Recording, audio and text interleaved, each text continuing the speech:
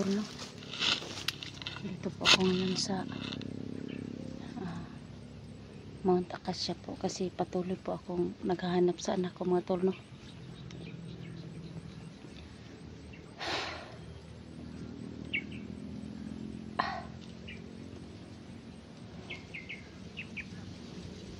Nakakapagod man, pero kailangan ko pong mahanap yung anak ko mga tol.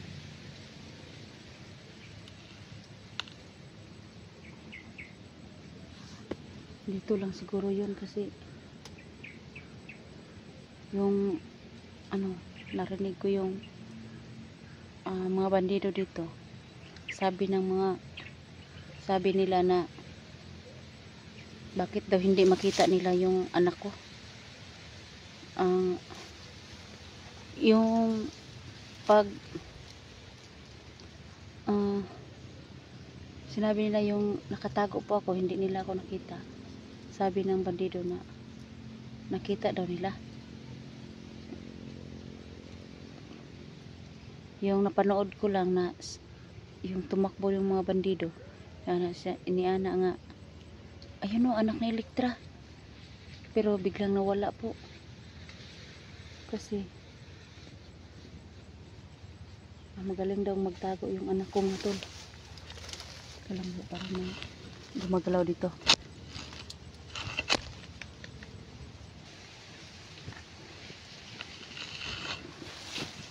Kala ko kung sino na. Ayan mga tol, dito muna ako mga tol, dito lang muna ako na magtago, kasi po parang hinihingal po ako, no?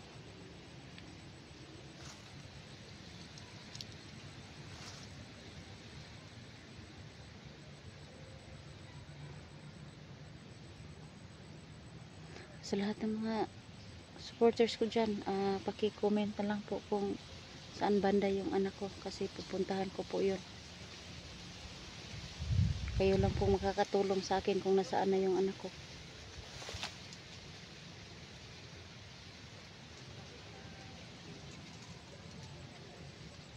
Baka abutin na naman kami dito ng gabi,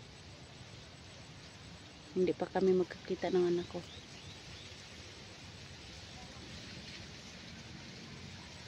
Parang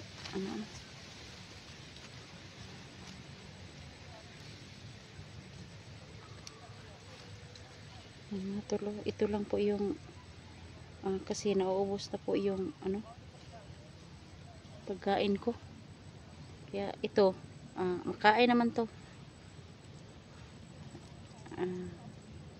Ito kanang bunga ng batilis. Baka kilala nyo ito, makakain to yung bunga niya mga tol. Kaya tingnan mo yun, kakainin ko.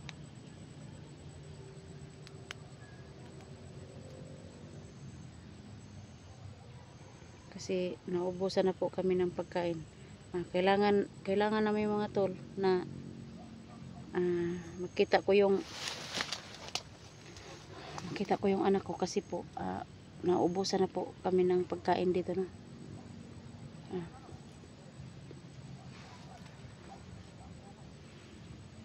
Ito po, yan po yung laman ng ba yung tawag sa pero daming pangalan to dito sa amin, sa Bisaya to batilis, pero yung iba aratilis. Iwan ko kung ano sa inyo to, kung mayroon kayo dyan sa inyo. Kaya ayan mga tol, ito po yung niya, laman ng bunga niya.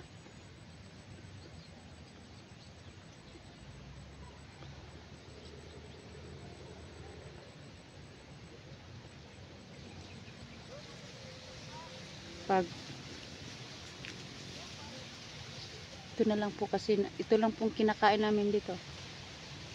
Yung anak ko nga, naawa ako kasi naubusan po kami ng pagkain. Yung inabot po kami ng gabi, ito lang po yung kinakain namin, batilis.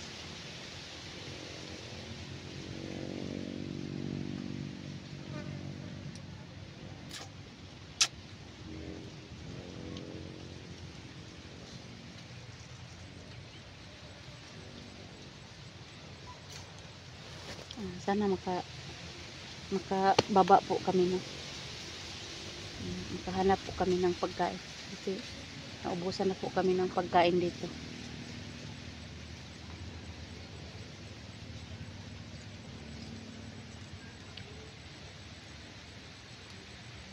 Sana makita ko na yung anak ko.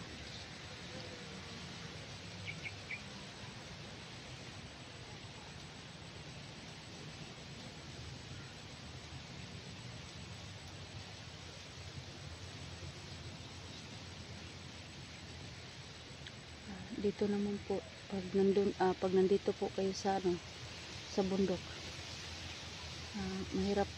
mahirap makalabas dito kasi sobrang lawak dito, sobrang laki ng Mount Acacia po.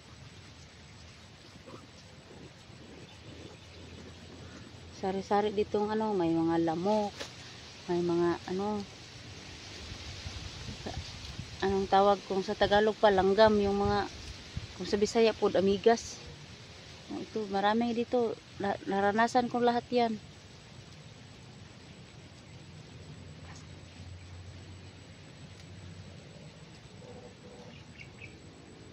Pero ito po yung ginagamit ko, yung agimat na cross na itim po. Ayan po. Ito po talaga yung suot-suot ko po ito. Pag nandito ako sa labanan, sinusuot ko po ito kasi lalong lalo na po kasi yung yung baril ko nandyan lang sa sa bag ko.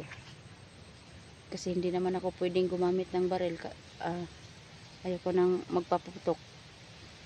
Baka malaman nila na nandito po ako sa dito po ko sa banda na yun. Kaya lang yung agimat ko lang po yung kailangan makakita po kami ng daan kasi dito po pares-pares lang yung mukha yung mga lugar no, yung may mga damo, sobrang damo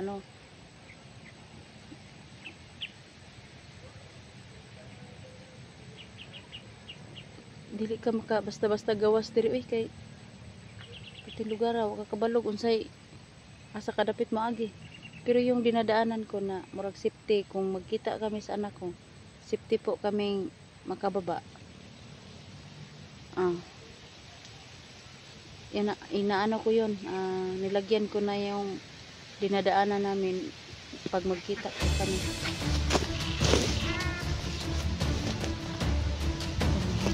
Tumawa na yun.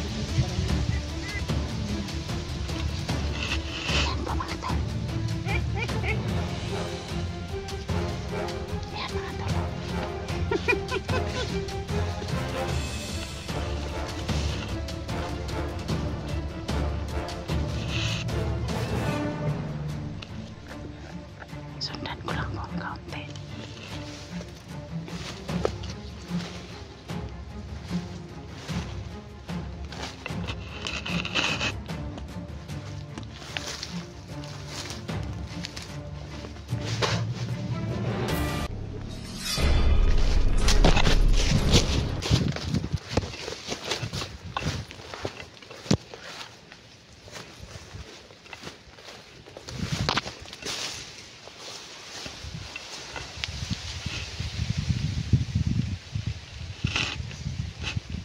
Sumusulpot yung mga dito.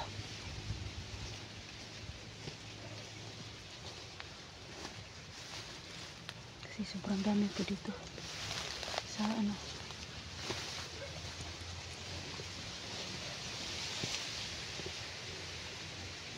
hindi talaga maging kampante no pag nandito sa bundok kasi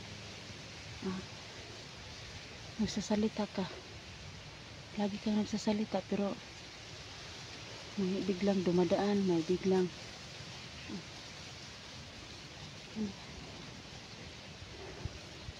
kailangan mo kasing magmasid-masid no.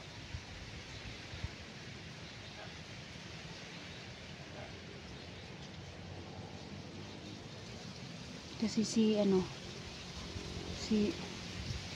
Commander Edwin mabait yan dati. Mabait yan. Tapos nagkaganyan na hypnotize. Kaya hindi na kami nagkasama kasi na-hypnotize po si Edwin. Kaya ayan, naging masamang ugali.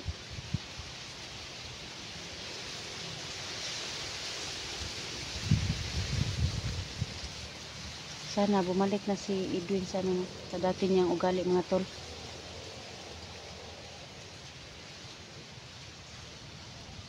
Kasi parang ang saya-saya namin noon pag nagkasama kami ni Edwin. Parang masaya kami. Pero bigla na lang nagkaganyan si Edwin. Iwan ko kung bakit siya nag-iba yung ugali niya, no?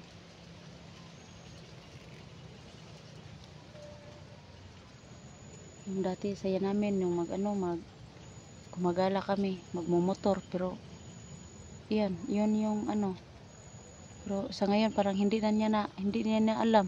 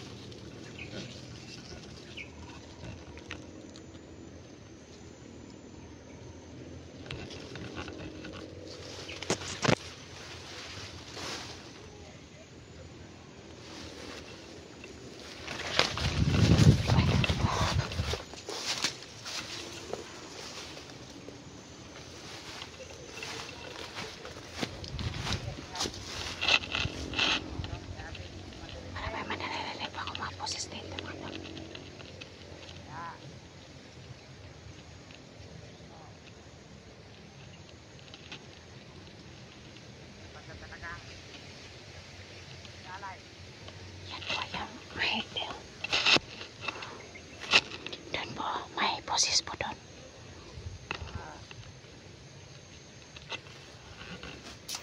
May bata daw silang ialay, mga tol. Kailangan ko makita si si Commander Edwin. Baka anak ko po yung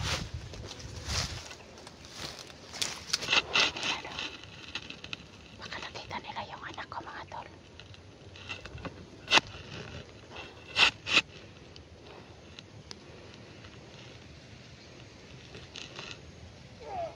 Oy, patay!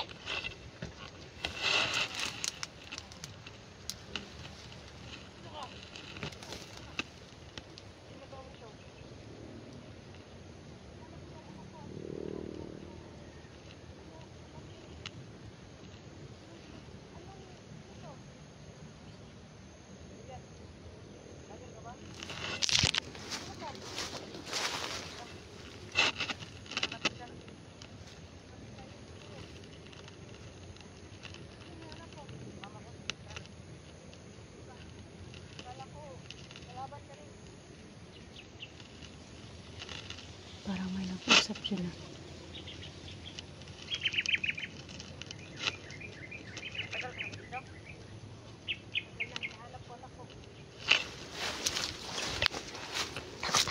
Tako muna ako, baka sino yun? Si Commander Edwin yung nilagay.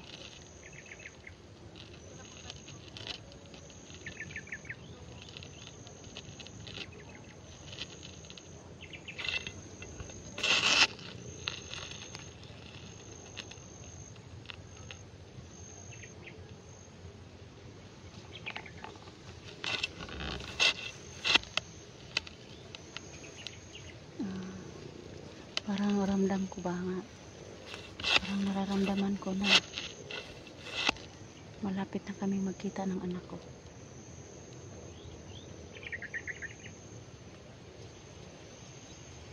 Sana may makapag-comment no, na may makamessage sa akin no, na saan banda, no. Kasi parang nandito po sa ko na malapit lang yung anak ko dito sa Mount Acacia.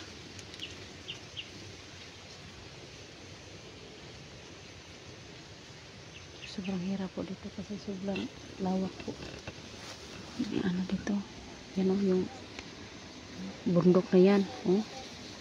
Sobrang laki ng ano, bundok.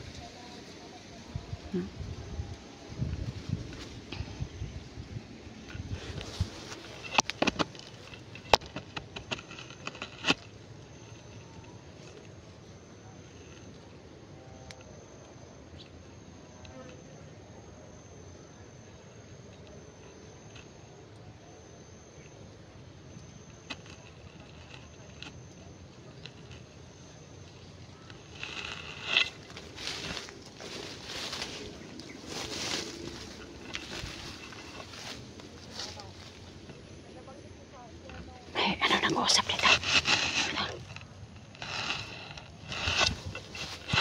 Parang mga alipuris ni Commander Edwin na nag-uusap dyan ah.